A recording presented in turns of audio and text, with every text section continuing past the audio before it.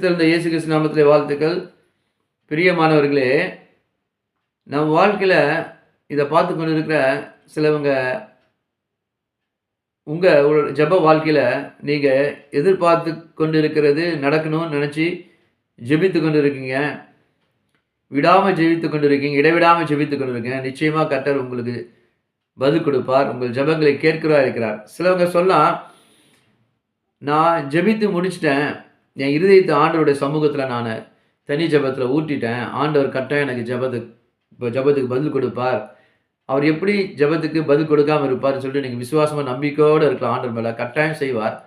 ஆனாலும் சிலவங்க சொல்லலாம், நான் ஜெபிச்சுட்டேன், ஆண்டவர் சமூகத்தில் இருதயத்தை ஊட்டிட்டேன், ஆனாலும் இடைவிடாமல் நான் ஜெபித்து கொண்டு இருக்கிறேன், அந்த காரியம் இன்னும் நடக்கணும் அப்படின்னு சொல்லி ஜெபித்து கொண்டு ஆண்டவர் சமூகத்தில் கட்டாயம் ஆண்டவர் பதில் கொடுப்பார். ஆனால் நான் விடாமல் ஜெபிப்பேன், அவரை விடாமல் ஜெயிப்பேன் என்று சொல்லிக் கொண்டிருக்கலாம். ஆம் சகோதர சகோதரி, இதை பார்த்து கொண்டிருக்க யாராக இருந்தாலும் சரி, நீங்கள் தனியாக ஜெபிக்கும் பொழுதும் இல்லை 2 பேராக நீங்கள் சேர்ந்து ஜெபிக்கும் போது கர்த்தர் பதில் கொடுப்பார்.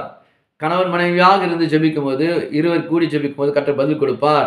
கர்த்தர் உங்கள் காரியம் வாய்க்கும். இயேசு கிறிஸ்து நாமத்தில் ஆமேன்.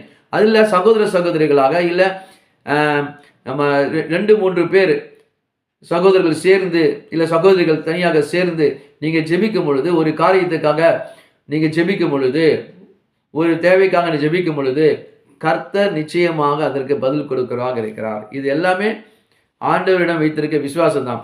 அப்படி சில காரியங்கள் ஜெபிக்கிறதுக்கு ஆண்டவர் சில முக்கியமான ஒரு ஆவிக்குரிய வசனங்களை நமக்கு கொடுத்து நமக்கு உற்சாகப்படுத்துகிறார். அந்த வசனம் இன்று தேற்றும் நமக்கு பதில் கொடுக்கிறதாக, எப்படிப்பட்ட பிரச்சனை எப்படிப்பட்ட தேவைகளாக இருந்தாலும் ஆண்டவர் இன்று இந்த வசனத்தின்படி நமக்கு செய்ய வல்லவராக இருக்கிறார். மத்திய 14ஆம் அதிகாரம் 12ஆம் வசனம் படிக்கும்போது, யோவான் ஸ்நானம் காலம் முதல் இதுவரைக்கும் பரலோக ராஜ்யம் பலவந்தம் பண்ணப்படுகிறது, பலவந்தம் பண்ணுகிறவர்கள் அதை பிடித்துக் கொள்கிறார்கள். அல்லேலூயா. பலவந்தம் பண்ணுகிறார்கள். From the days of the John the Baptist until now, the heaven has suffered violence. The violent take it by force.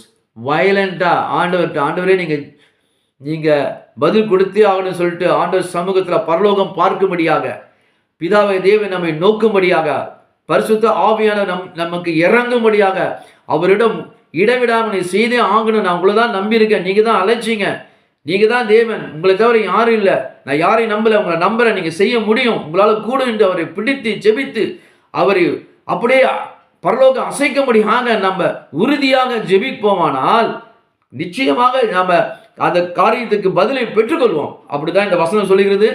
தேவன் தாமே இந்த வசனம் கூட நம்மளை பேசுவாராக.